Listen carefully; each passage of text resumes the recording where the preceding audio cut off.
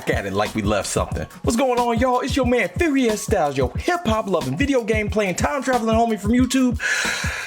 Or you could just call me the content assassinator. Retro skilled, rugged, and built like Schwarzenegger. And welcome to yet another episode of my Retro Report Card, the YouTube show where I help y'all to see if these old games are rough and kick like Jim Kelly, or they so bad that Jacques Cousteau couldn't get this low. Because the hardest lessons come from the hardest knocks. But your homie Furious got your back, because out here you gotta protect your neck. Anyways, after my last episode, I did a little bit of meditation and was struck by some inspiration. Oh crap, I have never played Wu-Tang Clan Shaolin Style. That is terrible. My voice sounds nothing like that. But yes, as hard as it is to believe, as a connoisseur of urban melodies and a historian of vintage video amusement, I have yet to play Wu-Tang Clan Shaolin Style.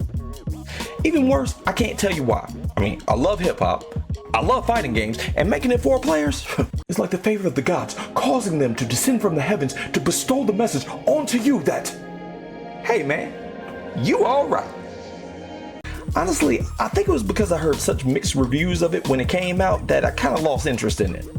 But then I started a YouTube show like 26 years later, so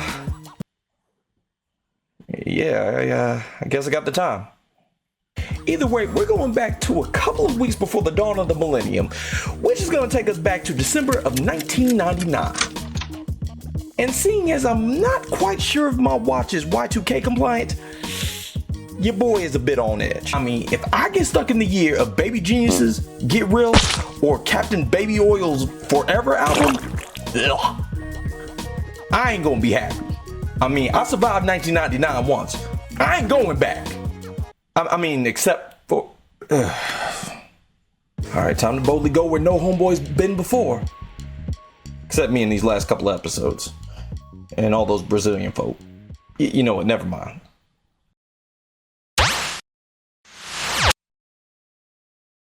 Now, usually this is the part of the show where I start remarking about my fit, but I ain't doing it today. Cause Wu-Tang's forever. And once again, we're playing the 3D fighter Wu-Tang Clan Shaolin Style. Or if you're in the PAL lands, Taste the Pain. Which I'm pretty sure couldn't be used over here because that's the slogan of Captain Crunch cereal. It was developed by Paradox Development, aka the future Midway LA, and it was published by Activision, aka the future Activision Blizzard. Damn, what the heck did I do? Now, the fusion of video games and hip-hop have had sort of a complex but interesting history. And it's been more than Biggie Smalls not being able to picture a Super Nintendo or Sega Genesis when he was dead broke, or Jay-Z needing money for Atari because he wasn't educated properly. And the development of this title is no exception. Now, I won't delve into it too far because there's like 1,000,008 videos about it, but Wu-Tang Clan Shaolin Style actually started life as a canceled 4-player fighter called Thrill Kill that mixed the depravity of Twisted Metal, the story of Eternal Champions, and I don't know, the mechanics of Power Stone or something. Anyways, when publisher Virgin Interactive was bought out by Electronic Arts, okay, yeah, look, I don't like them either. I know. Look, I just said the names. EA thought it was a bit too spicy for their taste, and they just outright canceled it, despite the fact there was a line of publishers that wanted to take a chance at Thrill Kill, including Idios, who knows a little something about debauchery. You know, since they published Backyard Wrestling, Don't Try This at Home, Backyard Wrestling 2, There Goes the Neighborhood, and Swingers Golf. It has nothing to do with swingers? Why the heck would you call it swingers? Oh, golf. Well, somehow Paradox spun lemons into citron vodka because Activision was actually looking to do a game with the license of the Sons of Shaolin.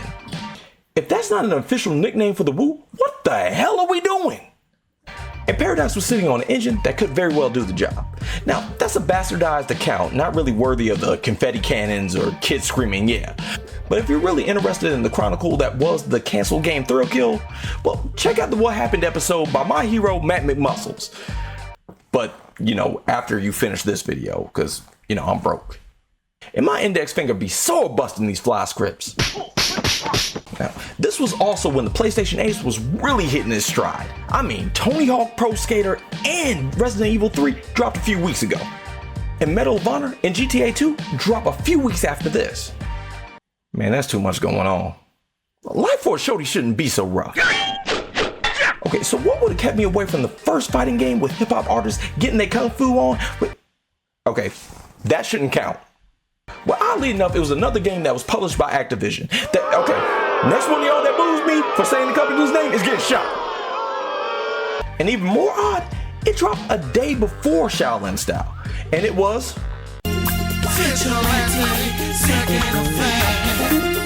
Can you dig it? Because at the time I could, but it has aged a bit, just like pretty much every other auto combat game. But it's still a nice walk down memory lane. Now this game is also a bit of a curiosity, because despite middling reviews, this game isn't the cheapest to come by for the PS Uno. But I did end up finding a copy of the original game in manual in acceptable condition on eBay for the price of $72.15. Now honestly, that seems like a lot, and the prices for associated items with this game is crazy. I mean, manuals alone are going for like 30 bucks. If you're trying to get a strategy guide for this game, you're looking at 50. And the Wu-Tang Clan limited edition PS1 controller, I ain't gonna get into it, but you'd be lucky to find it for under a G. And the thing is almost damn near unplayable. Alright, enough lamenting. As of the time of recording, the good folks at pricecharting.com, hey, y'all giving out sponsorships? Has a loose and manual combo of Wu-Tang Clan Shaolin Style valued at $68.22, meaning I bought this at a loss of $3.93. Man, I got bamboozled. I got so bamboozled, I'm using the word bamboozled. Well, if this is your first time tuning in, I review this show with the style that I'm mastered in, where I look at graphics, sound, control, fun factor, and challenge, and awarded a score on a 5-point grading scale to see if it makes the final grade and makes it worthy of being in our collection. Now, seeing this game is about arguably the greatest hip-hop group on earth, I'm kind of praying this isn't a cash grab. But like my man Meth says, cash rules everything around me. So in Wu-Tang Clan Shaolin Style, you take control of the titular group, and the gang is all here. The Rhythm, the Jizzle, Old Dirty Bastard, Raekwon the Chef, You God, Inspector Deck, and of course, the Method Man. Okay, you missed Master Killer and Ghostface Killer. They're thrusted into a rescue mission to save their master, Master Jin, who was kidnapped by rival clan leader, Mong Zhu, and his goons in the hopes he will learn the secrets of the Wu. Their chase leads them from their home of Staten Island, aka Shaolin, to Chinatown, Manhattan, and finally to China. In their adventure, they must also progress through the 36 chambers and return peace to the slums of Shaolin. I've heard crazier plots for games, but for the first game that features rapper Scrap It, this doesn't count. Where does this marriage of kung fu treachery and hip-hop highness rank? Is it the cream of the crop, or is it like throwing black shampoo up in your hair and hoping for the best? Let's pop it in and find out. So we start the game and get this stylized as hell intro weaving the Triumph video with FMV scenes from the game. We're met with the... Oh, come on! I'm an adult, damn it! Okay, I wasn't an adult in 1999, but you know what, let me just go ahead and put in this damn code. So yes, you know, since Wu-Tang is for the kids, you have to put in a blood code to get the blood effects and fatalities, or i.e. the full Shaolin Style experience. Either way, this can be located on page 21 of your manual. Or you can just wait 26 years and Google the damn thing. Either way, once you get into the game, gore and all, you can check out the basic menus with a story mode, versus mode, training mode, options, and credits. Soul Calibur and KOF 99, this ain't.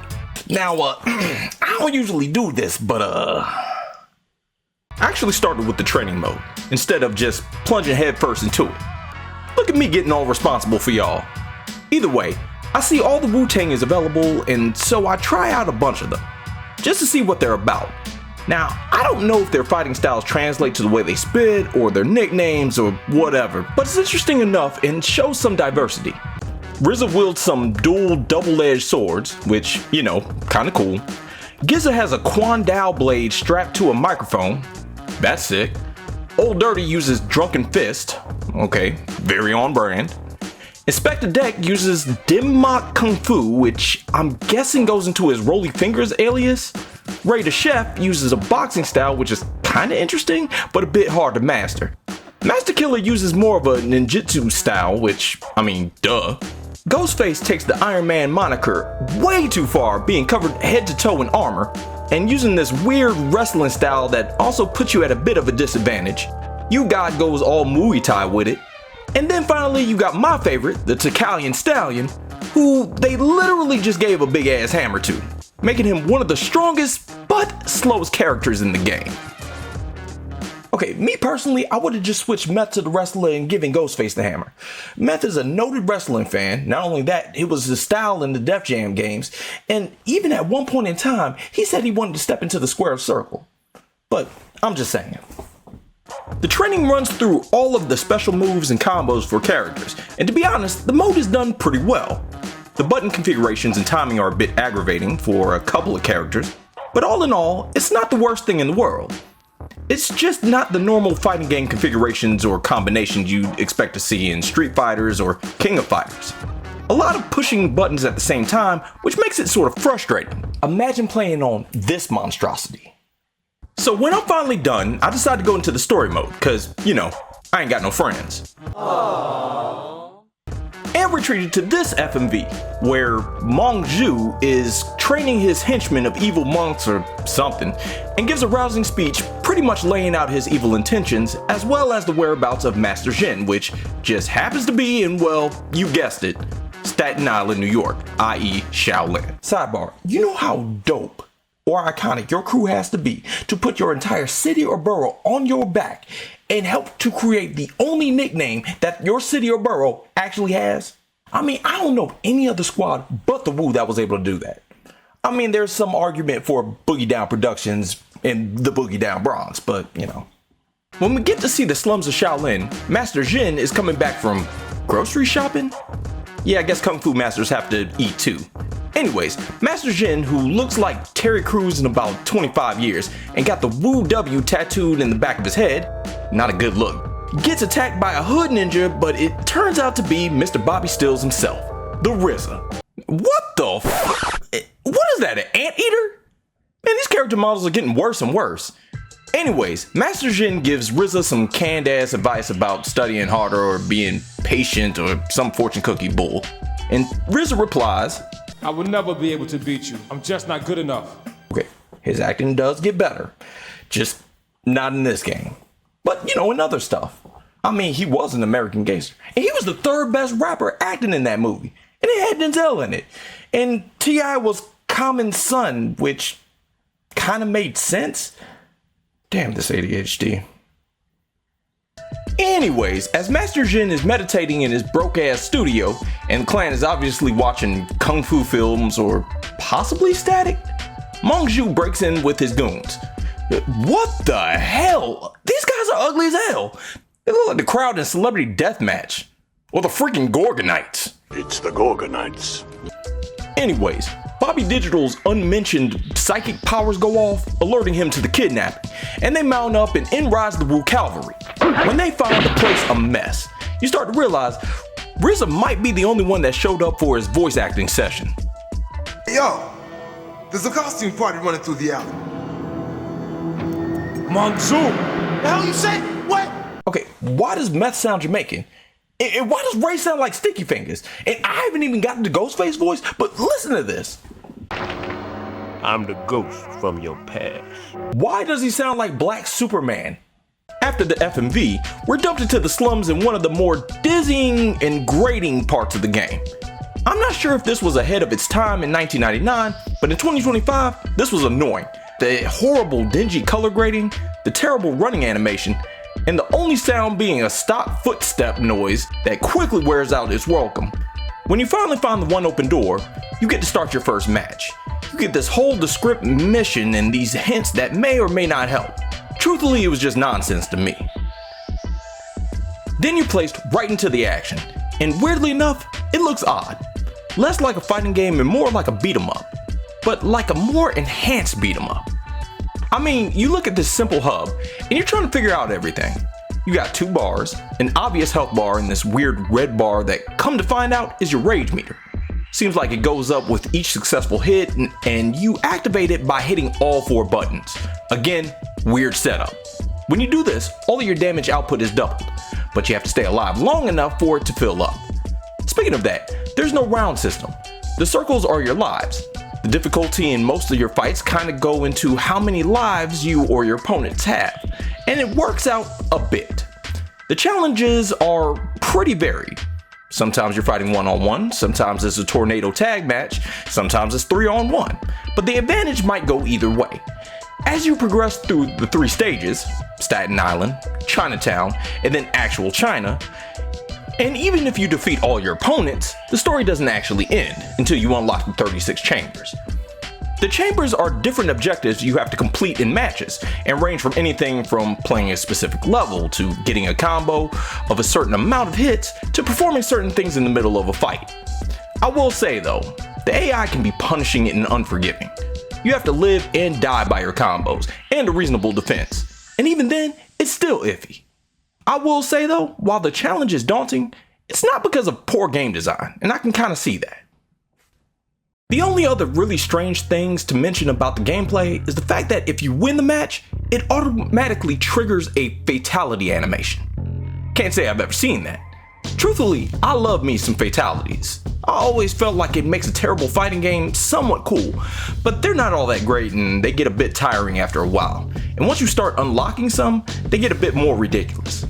I will say though, it was kind of cool when in a really close battle, you and your opponent hit each other at the last second and you don't even know who won or not. It's a bit different, but it does add some drama to it. The other thing worth mentioning is there's a total of 21 characters in the game, including the 9 original members of the Wu-Tang. Each of them have rivals that are pretty much palette swaps, but actually decent ones that look like they stepped out of Legend of Drunken Master, Tai Chi Master, and even Big Trouble in Little China. Then of course you have Meng Zhu and his 2 most entrusted lieutenants, Hai Mudan, who straight up looks like Storm from X-Men if she was in an old school kung fu flick, and Lai Gong, who might as well be Raiden from Mortal Kombat or Lightning from Big Trouble in Little China. Oddly enough, Master Yi is not playable. Huh, some master you are. Now for a Wu-Tang Clan game, you'd expect the soundtrack to be on point, and it's a bit of a letdown. You only get a few Wu-Tang tracks, and if you're expecting to hear the classics like Cream or Method Man or Bring the Ruckus, you're gonna be a bit disappointed. A lot of the tracks come from Wu-Tang tracks from around this time. They do have Rumble from U-God's Golden Arm Redemption album, which comes out 2 weeks after this game, Shaolin Temple, which is an unreleased Master Killer cut, and Wu World Order from the Ghost Dog Way of the Samurai soundtrack. Man, it was an alright movie. I mean, if anything, watch it for Academy Award winner Forrest Whitaker.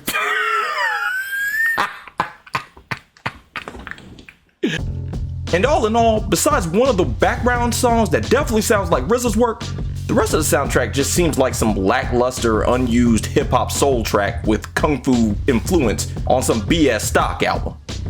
I mean, if a musician puts his name on a game, you're expecting that soundtrack to be fire. I mean, Lord knows, all 3 Def Jam games came with that heat, even if the third one was a developmental abortion. Yeah, Kudo, that was your damn fault. And even the 50 Cent Bulletproof soundtrack was dope. And I never even played that game. Well, congrats, y'all. Y'all got a sneak peek for a future episode. Either way, for making arguably one of the greatest hip-hop groups the focal point of your game, the soundtrack is well below expectations.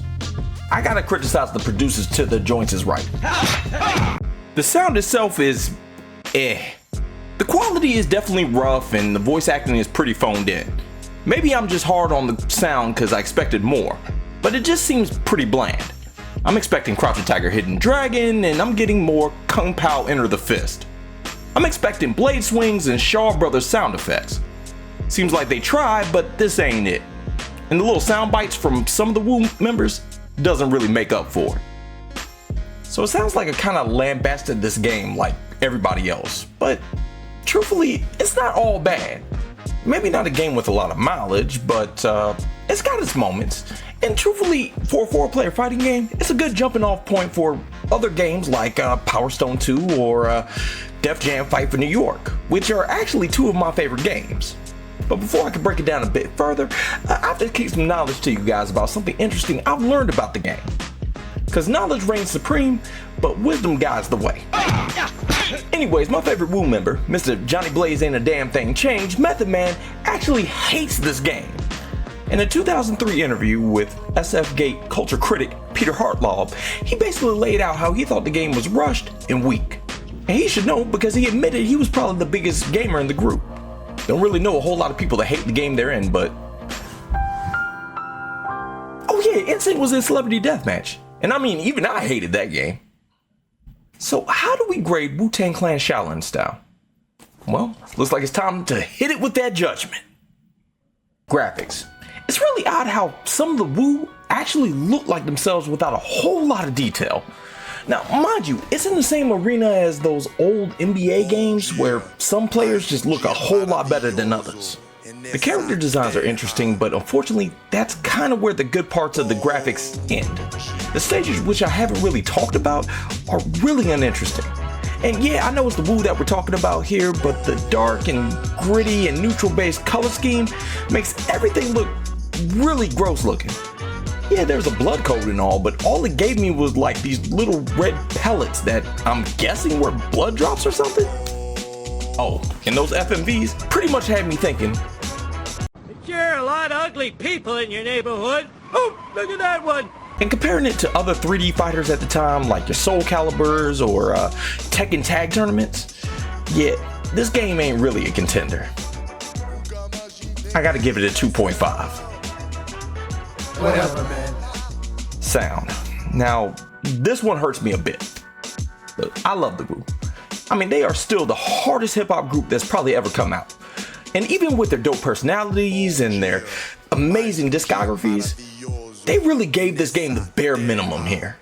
I mean, the songs they included are okay, but of the great catalog they have, like, this is all they were willing to give us? I mean, this was almost as big of a letdown as that whack-ass beat RZA did for the Guitar Center ad. I mean, I can understand that one, but this? I got trouble forgiving you for this one. And don't tell me y'all can't do dope tracks for video games. I mean, dang, did you hear the track that Ghostface and Ray did for the Teenage Mutant Ninja Turtles Shredder's Revenge game? I mean, that track was fire.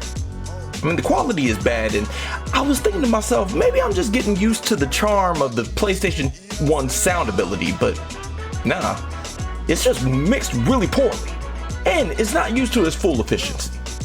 Not to mention the canned acting from RZA and the other fill-ins from the voice actors that try to sound like the other Wu members and don't even come anywhere close. I never thought I'd see the day.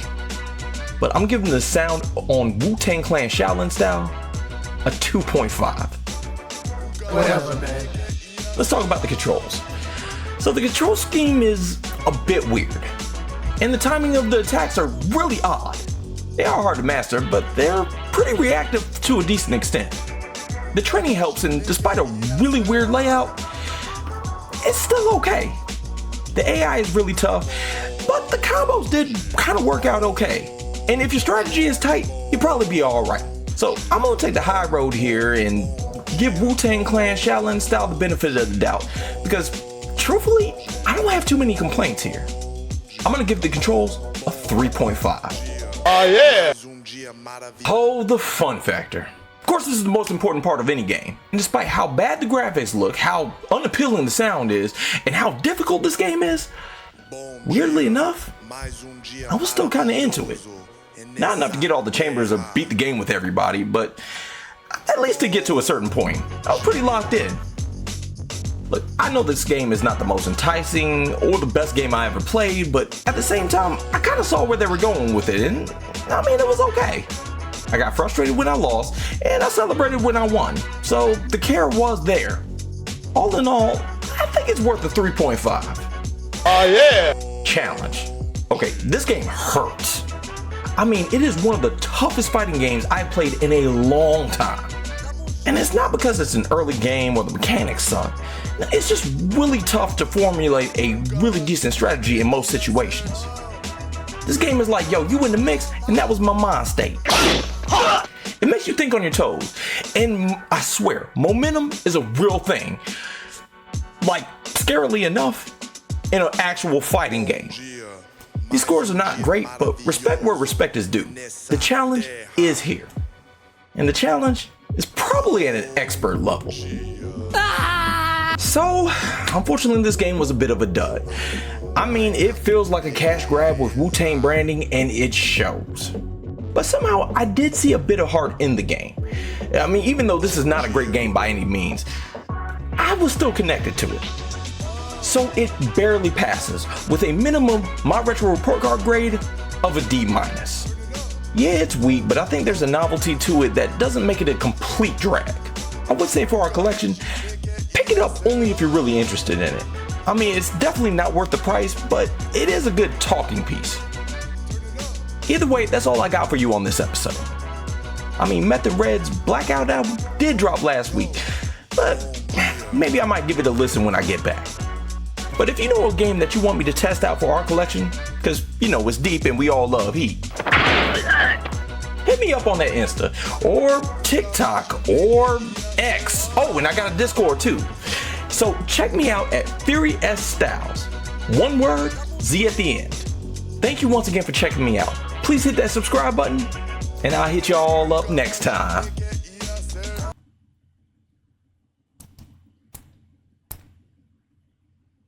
Uh-oh.